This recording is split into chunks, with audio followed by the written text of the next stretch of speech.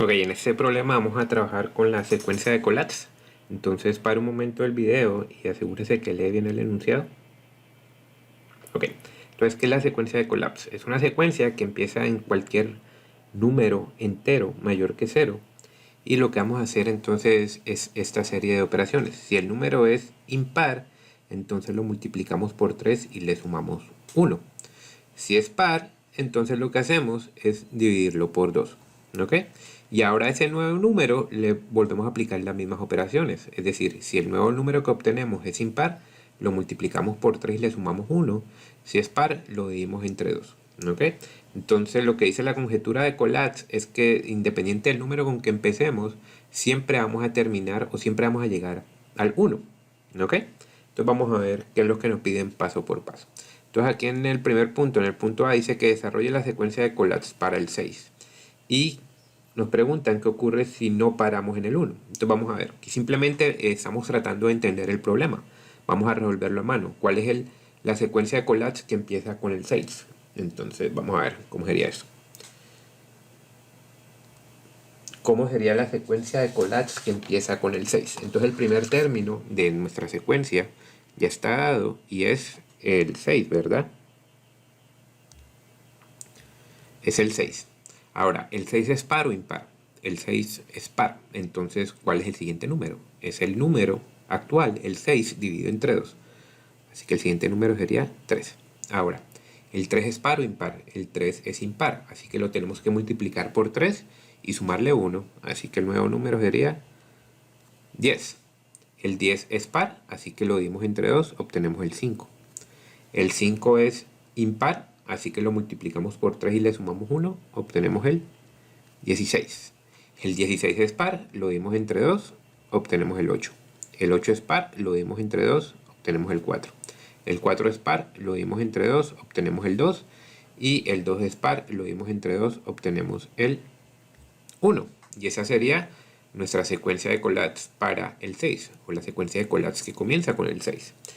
Entonces también nos preguntaban qué pasa si no paramos en el 1. ¿Qué pasa si yo sigo aplicando esas mismas operaciones y no paro ahí en el 1? Bueno, pues el 1 ¿qué es? El 1 es impar, ¿verdad? Así que tendría que multiplicarlo por 3 y sumarle 1. Obtengo el 4. El 4 es par, lo divido entre 2, obtengo el 2. El 2 es par, lo divido entre 2, obtengo el 1. El 1 es impar, lo multiplico por 3 y le sumo 1. Así que obtengo el 4. El 4 es par, lo divido entre 2, obtengo el 2.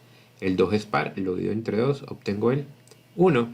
Y entonces nos damos cuenta que nos quedaríamos en un loop infinito, ¿verdad? Si no paro acá, cuando alcanzo el 1 por primera vez, y la conjetura dice que siempre va a alcanzar el 1, independiente del número con que comienza acá, pues entonces si no paro ahí, me voy en un loop infinito y se repiten los números 4, 2, 1, 4, 2, 1, 4, 2, 1, 4, 2, 1. ¿Ok?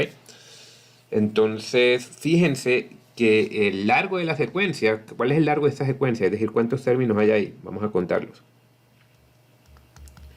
Entonces tenemos 1, 2, 3, 4, 5, 6, 7, 8, 9. La secuencia de Collatz que comienza con el 6 tiene 9 términos. Entonces, algo curioso es que es independiente del número con que yo empiece el largo. No necesariamente si empiezo con un número más largo, la secuencia va a ser larga, más larga.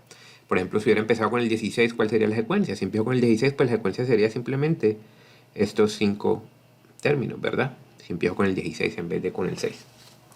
Entonces era la primera parte, que es prácticamente entender el problema. Aquí se lo estoy diciendo explícitamente que lo haga, pero es lo que usted debería hacer siempre que se enfrenta a un problema, ya sea en esta clase o en cualquiera.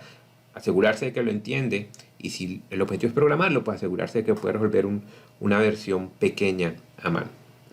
Entonces esa era la parte A. Ahora en la parte B nos piden que diseñemos un algoritmo y que lo expresemos en forma de pseudocódigo que nos permite implementar la secuencia de Collatz para cualquier número que el usuario entre. ¿Okay? Entonces lo primero que vamos a hacer, acuérdense que un pseudocódigo quiere decir simplemente que escribamos las instrucciones, ¿verdad? Lo importante es que tienen que ser claras y que solo tengamos una instrucción por línea y que sea lo suficientemente clara. Entonces lo primero sería leer el valor inicial, ¿verdad? En nuestro ejemplo sería este 6, ¿verdad? Pero puede ser cualquier número entero. Y vamos a asumir en todo ese ejercicio que el usuario siempre va a entrar un número entero mayor que 0. No nos vamos a poner a validar la entrada del usuario. Entonces lo primero sería leer, vamos a llamarle al valor inicial. ¿Ok? Entonces, una vez hemos leído el valor inicial, ya sabemos cuál es el primer término de nuestra secuencia, ¿verdad? El primer término es ese valor inicial que entró el usuario. Entonces, vamos a guardar ese valor inicial en término. A ver qué término va a ser igual a nuestro valor inicial. ¿Estamos? ¿Qué pasa?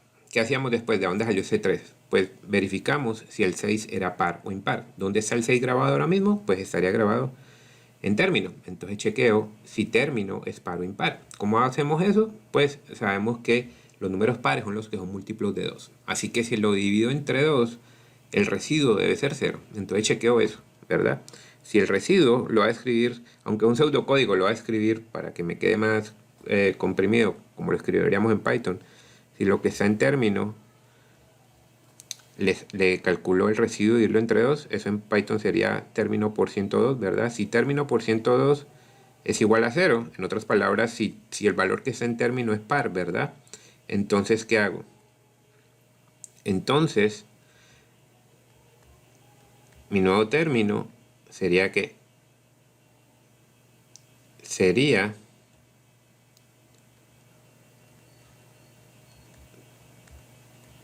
término dividido entre 2.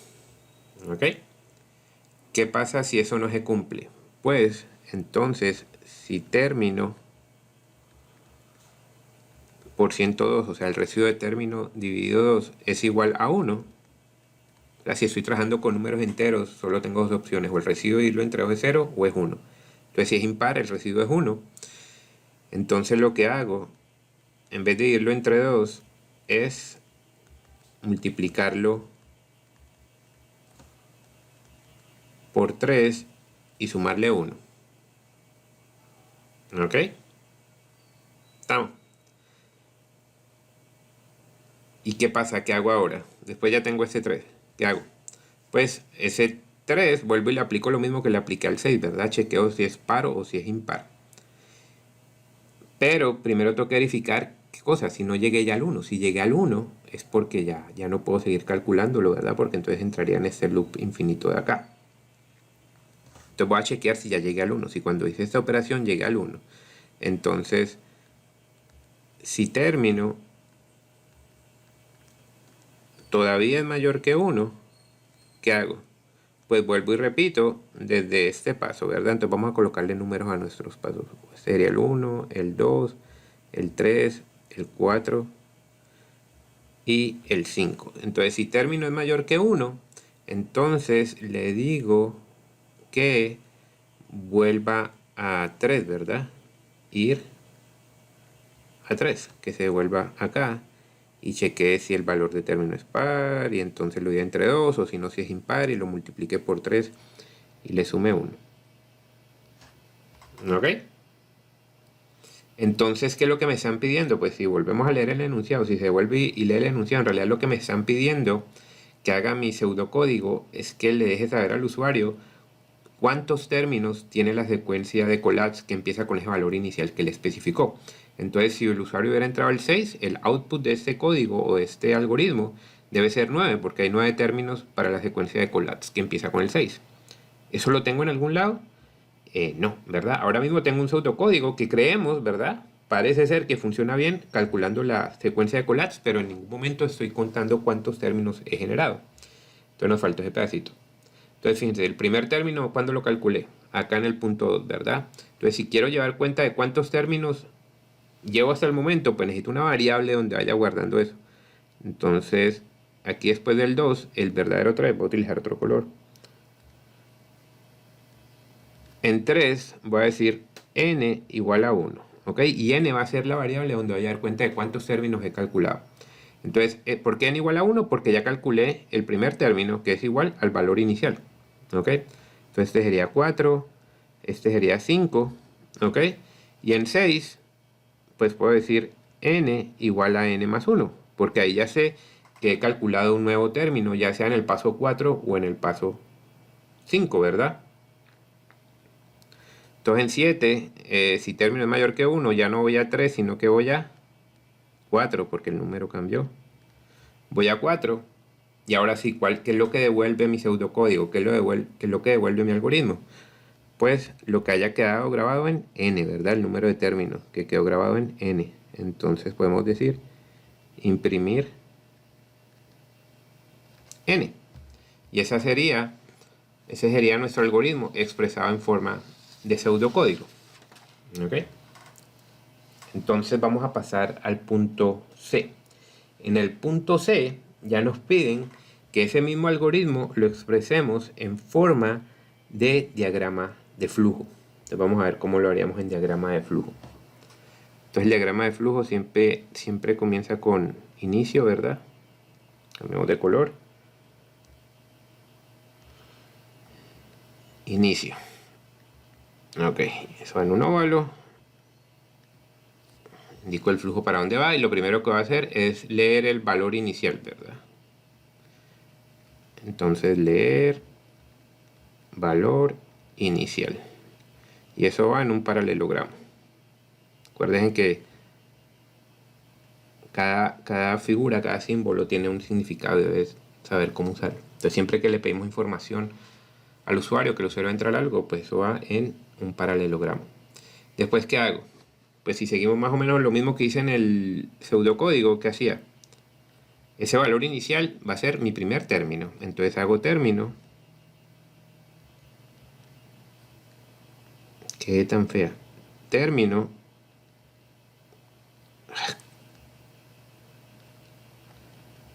Término igual a valor inicial.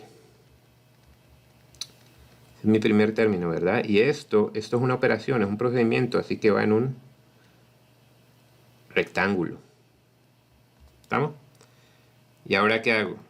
Pues ya tengo el primer término, tengo que llevar cuenta de cuántos términos llevo, ¿verdad? Y eso lo hacía en una variable n, en mi pseudocódigo, lo voy a llamar acá n también. N igual a 1. ¿Ok? Acuérdese, n igual a 1 significa que ya llevo un término en mi secuencia. Los términos, la cantidad de términos la voy a ir contando en mi variable n. ¿Qué hago ahorita? Calculo el siguiente término. ¿De qué depende el siguiente término? Pues de si que lo que hay en término actualmente es par o impar.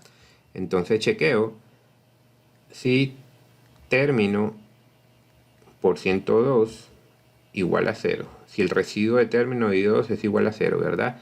Y eso va en un diamante. Entonces en un diamante entra una flechita y salen dos. Una si la respuesta, acuérdense, es una pregunta que tiene dos respuestas, o sí o no. Si la respuesta es sí, ¿qué pasa? Y la respuesta es sí, ¿qué hago? Significa que lo que está en término es par, así que el nuevo término sería lo que está en término dividido entre 2. Y esto va en un rectángulo porque es una operación. ¿Ok? Si la respuesta es no, pues como estoy asumiendo que estoy trabajando con números enteros, que el usuario hizo caso, ¿verdad? Dentro de un número entero, pues no me queda otra opción de que sea un número impar.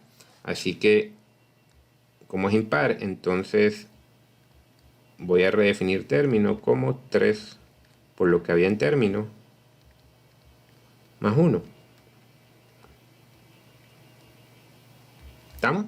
Y como ya calculé, ya sea por este lado o por este lado, ya calculé un nuevo término, pues tengo que llevar cuenta de que ya hice eso, ¿verdad? De que ya calculé un nuevo término. Así que el valor de n lo tengo que incrementar en 1 para contar ese nuevo término. N igual a n más 1. ¿Ok? ¿Qué hago ahora? Chequeo si ya llegué al 1. ¿Ok? Entonces me pregunto acá si término es mayor que 1. Y esto va en un diamante. ¿Es término mayor que 1? ¿Qué pasa? Y la respuesta es sí. Si la respuesta es sí, pues vengo y le aplico las mismas operaciones que he venido aplicando, ¿verdad? Si término todavía es mayor que 1, si todavía no he llegado al 1, si la respuesta a esta pregunta es sí, pues vengo y chequeo si es par o si es impar y lo divido entre 2 o lo multiplico por 3 y le sumo 1. ¿Qué pasa si la respuesta es no? Si término no es mayor que 1, quiere decir que ya llega al 1. Ya no tengo que seguir calculando términos y lo que hago es entonces ya mostrar el resultado, ¿verdad? Y en este caso lo que me importa o lo que me piden en el enunciado es el largo de la secuencia, que lo tengo grabado en n, ¿verdad? La cantidad de términos. Entonces acá le digo imprimir n y termino. ¿Ok? ¿Estamos? Acuerda de hacer sus pruebas de escritorio. ¿Ok? Yo aquí me las estoy saltando para que no quede el video tan largo, pero se supone que hubiéramos hecho una prueba de escritorio al pseudocódigo, una prueba de escritorio a este diagrama de flujo, a ver si en realidad está bien. Y ahora pues ya vamos a escribir un programa en Python que implemente esto mismo y a ese sí le vamos a hacer la prueba de escritorio. Entonces ahora sí vamos a escribir nuestro programa en Python y fíjense que ahora nos están pidiendo más cosas. Nos están pidiendo que mostremos en pantalla la secuencia de collapse, es decir, cada uno de los números que componen la secuencia lo tenemos que mostrar en la consola, la cantidad de términos en la secuencia, es decir, lo que hemos venido mostrando hasta ahora en nuestros otros algoritmos, y la medida geométrica de todos los números de la secuencia. La medida geométrica se calcula, o sea, si usted tiene 5 números y les quiere calcular la medida geométrica, pues multiplica esos 5 números y le saca la raíz quinta. ¿Ok? Entonces nada, empecemos.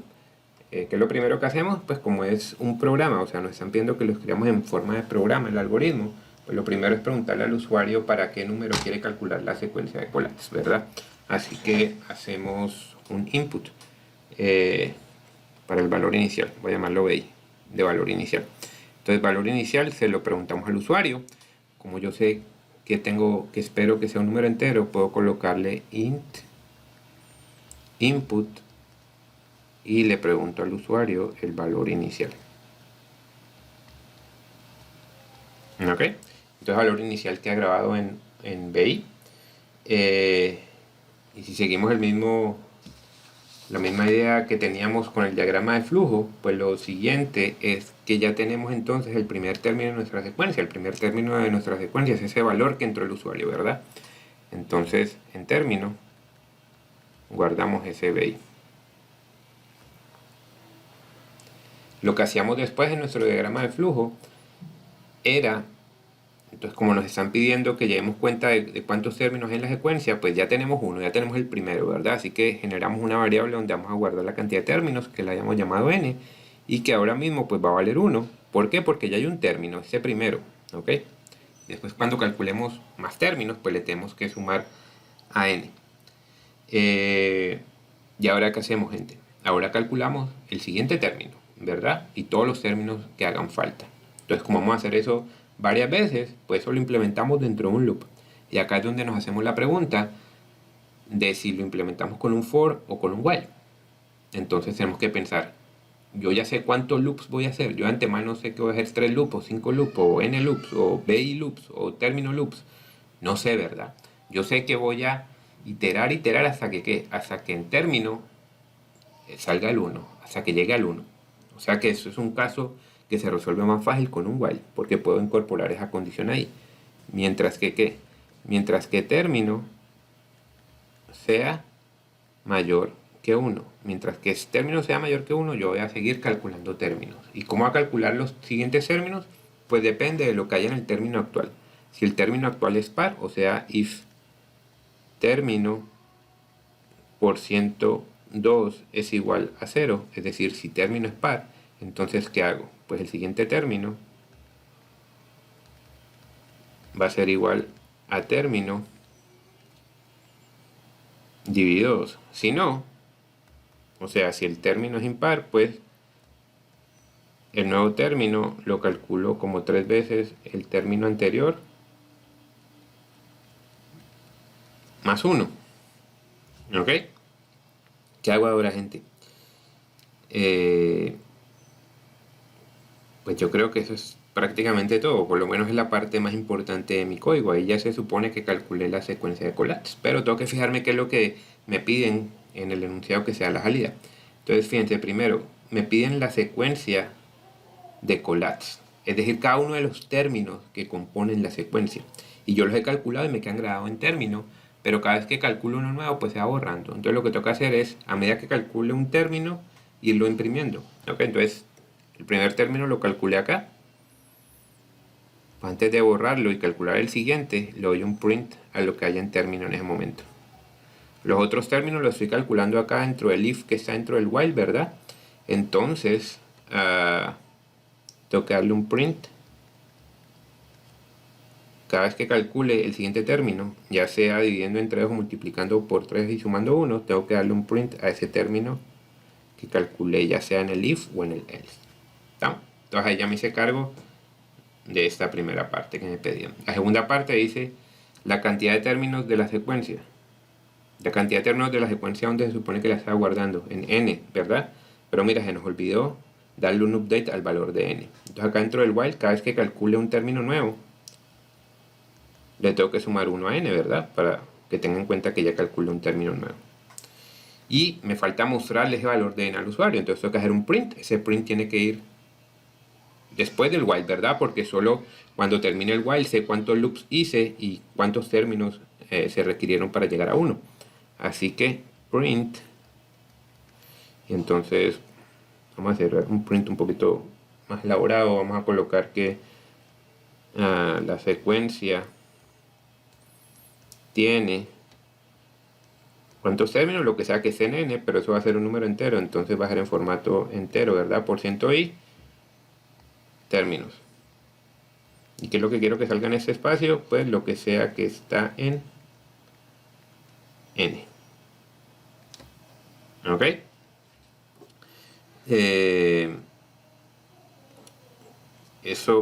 Con eso me hice cargo de la segunda parte, la cantidad de términos. Falta la tercera parte, calcular la media geométrica de los números en la secuencia. Entonces, ¿qué tengo que hacer para calcular la media geométrica? Tengo que multiplicar todos los términos que hay en la secuencia y sacarle la raíz enésima. ¿Ok? Si hay 6 términos, pues le saco la raíz sexta. Entonces, vamos a calcular ese producto. Entonces, como ya era un producto acumulado, ¿verdad? Como hacíamos en el factorial, por ejemplo. Entonces, tengo que definir una variable donde va a agregar ese producto. Producto igual a ¿qué? ¿Con qué valor empieza producto? Pues lo puedo empezar, ya que lo coloqué acá, cuando ya calcular el primer término, lo puedo calcular con ese primer término, producto igual a término, y cada vez acá dentro del if que calcule un término nuevo, pues le doy un update a producto. Producto es igual a producto por término. ¿Ok? Y entonces la media geométrica, ¿dónde calculo la media geométrica? Por acá, vamos a traer los cachos a Colatsman. ¿Quién hizo eso? La media geométrica, vamos a llamarlo geomin, va a ser igual a ¿qué? A ese producto, pero la raíz enésima de ese producto, o sea, producto a la doble asterisco 1 sobre n, ¿verdad? Esa es la raíz enésima. Y hago el print para mostrar la raíz enésima. Entonces, perdón, la media geométrica. La media geométrica es... Y eso probablemente me dé un número real, así que lo voy a colocar en formato float con 2 números decimales. Y lo que quiero que salga aquí es lo que está en geomin.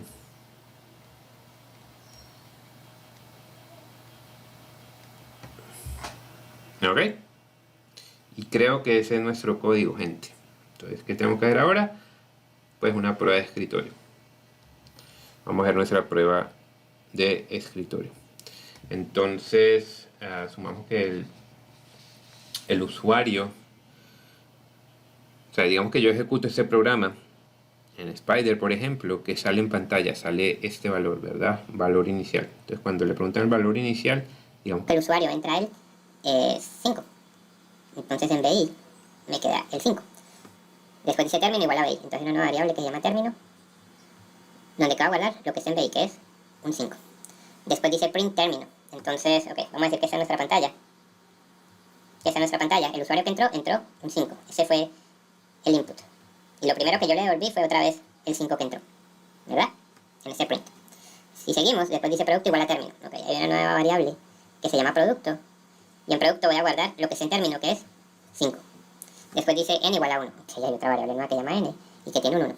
Y ahora sí llega al while. Mientras que término sea mayor que 1. ¿Es término mayor que 1? Sí, término 5 es mayor que 1, así que entro al while. Y llego a state es término por 102 igual a 0. ¿Cuál es el residuo de 5, que es lo que está en término ahora mismo, verdad? El residuo de 5 y 2 es igual a 0. No. Entonces voy al else y hago término igual a 3 por término más 1. 3 por término más 1 sería 3 por 5 más 1. El nuevo valor para término es 3 por 5 más 1, 16. ¿Ok? Y voy por acá. Llego a este print término, o sea que en pantalla me va a salir lo que está en término, que es 16. Me sale un 16. Y después hace producto igual a producto por término. El valor de producto es lo que hay en producto, que es 5, por lo que hay en término, que es 16. 5 por 16. ¿Ok? Y después hace n igual a n más 1. Entonces el valor de n es 2. ¿Y qué me indica ese 2? Que ya he calculado dos términos de mi secuencia. ¿Cuáles términos? El 5 y el 16. Entonces fíjense, acabo de hacer esta línea. ¿De ahí para dónde me voy?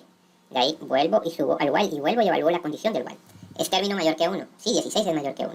Entonces chequeo en el if si término por ciento es igual a 0. El residuo de 16 dividido 2 es 0. ¿Ok? Entonces entro acá al if y hago término igual a término dividido 2, o sea, 8. Después hago print término. Entonces imprimo un 8 en pantalla. Después hago producto igual a lo que hay en producto por término. O sea que ese 5 por 16 que hay en producto, ahora lo voy a multiplicar por 8. ¿Ok? Y después hago n igual a n más 1, 3. Ya llevo 3 términos. El 5, el 16 y el 8. Vuelvo y subo al while, vuelvo y chequeo la condición del while. ¿Es término mayor que 1? Sí, 8 es mayor que 1. Así que entro, chequeo si término por ciento es igual a 0. Sí, porque 8 es par. Término igual a término de 2, 4. ¿Ok? Hago print término, imprimo un 4. Hago producto igual a producto por término. Entonces al 5 por 16 por 8 que había, ahora lo voy a multiplicar por 4 también. Y después hago n igual a n más 1. 3 más 1, 4. ¿Por qué? Porque ya tengo 4 términos. El 5, el 16, el 8 y el 4. ¿Qué hago ahora? Vuelvo y subo al while. Y chequeo, ¿es término mayor que 1? Sí, 4 es mayor que 1. Entonces, ¿es término por 102 igual a 0? Sí. 4, el residuo de 4 y 2 es 0. Así que entro y hago término igual a término de 2. 4 y 2 es 2. ¿Ok? Hago print término, que me sale en pantalla, pues lo que está en término, que es un 2. Producto igual a producto por término. Lo que hay en producto, que era 5 por 16 por 8 por 4, lo multiplico también por 2. ¿Ok? Y hago n igual a n más 1, ¿no? Valor de n es 4 más 1, 5. ¿Ok? ¿Y qué hago? Vuelvo y subo al while. ¿Es término mayor que 1? Sí, 2 es mayor que 1, ¿verdad? Entonces chequeo si el residuo de término dividido 2 es igual a 0. Si el residuo de 2 dividido 2 es igual a 0. Entonces el valor de término es término dividido 2, o sea 2 dividido 2, 1. ¿Ok? ¿Qué hago ahora? Print término. Ahora print término sería este 1 que está en término, sale en pantalla. Producto igual a producto por término. Entonces el 5 por 16 por 8 por 4 por 2 que tenía, ahora lo multiplico por 1 también. Y hago n igual a n más 1, 6. ¿Por qué 6? Porque significa ese 6 que ya tengo 6 términos. ¿Cuáles son los 6 términos? El 5, el 16, el 8, el 4, el 2 y el 1. Que además ya los he mostrado en pantalla, ¿verdad? Que el 5, el 16, el 8, el 4, el 2 y el 1. ¿Qué hago ahora? Vuelvo y subo al while y chequeo la condición del while. ¿Es término mayor que 1? No. ¿Por qué? Porque término es 1 y 1 no es mayor que 1. Entonces se me rompe el loop y sigo con lo que esté debajo del loop. ¿Qué hay debajo del loop? Está un print que dice que la secuencia tiene n términos. ¿Qué hay en n? Un 6. Entonces aquí me sale la secuencia tiene 6 términos. ¿Ok? Esos 6 términos que ya había mostrado antes en pantalla. Después, ¿qué hago? Después calculo la media geométrica y la grabo en esta variable geomin. ¿Verdad? Entonces va a tener otra variable más que es geomin. ¿Y cómo calculo geomin? Como lo que es en producto, que es 5 por 16 por 8 por 4 por 2 por 1 elevado a la 1 por n, o sea, a la 1 a la 1 sexto. ¿Ok? Y ese resultado entonces, acá lo muestro en este print. La media geométrica es pues lo que sea que dé esta operación de acá. ¿Estamos, gente? Entonces, esa es mi prueba de escritorio. Por último, aquí está el código ya digitado en Spider. Es prácticamente lo mismo que teníamos ahora hecho a mano. Le agregué algunas cositas para que se viera mejor acá cuando imprimían la consola. Si lo ejecutamos, entonces me pregunta el valor inicial. Si entramos el 5, que fue el que hicimos la prueba de escritorio, pues me dice que la secuencia es 5, 16, 8, 4, 2, 1, que tiene 6 términos y la medida geométrica es 4.15. ¿Okay? Si lo volvemos a ejecutar y le entramos, por ejemplo, el 6, entonces ahora la secuencia es más larga, es de 9 términos y la medida geométrica es 4.6.